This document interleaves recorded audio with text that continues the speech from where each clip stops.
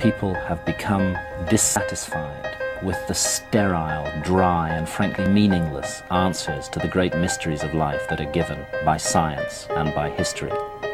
More and more people, and I would say it runs into tens and perhaps even hundreds of millions around the world, are increasingly aware that we're a much more mysterious species than we give ourselves credit for.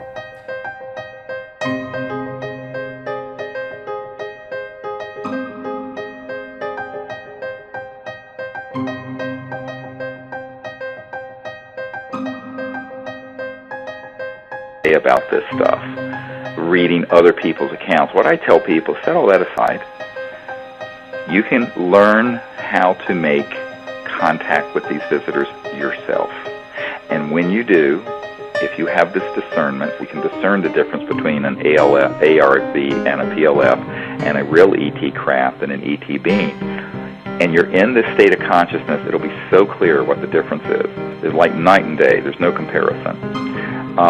You're going to be able to see that these visitors who have been coming here for thousands of years, by the way, they have no malice towards Earth and her people.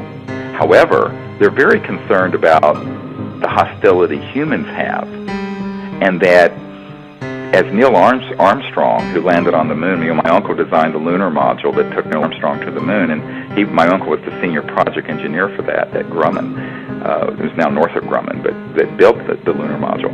And when Neil Armstrong landed on the moon the first time, and the first man on the moon, the crater around where we landed was crowded with these extraterrestrial vehicles. I have multiple witnesses to this. And Neil Armstrong told a member of our team that yes, but we were warned off the moon. Why?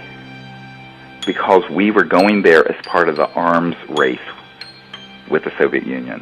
We didn't go to the moon. The Apollo program was a highly militarized, competitive program where we weren't going out to the moon, or our plans to go to Mars were not as sort of a unified, peaceful world civilization. It was part of the military-industrial complex competition and a proxy for the Cold War.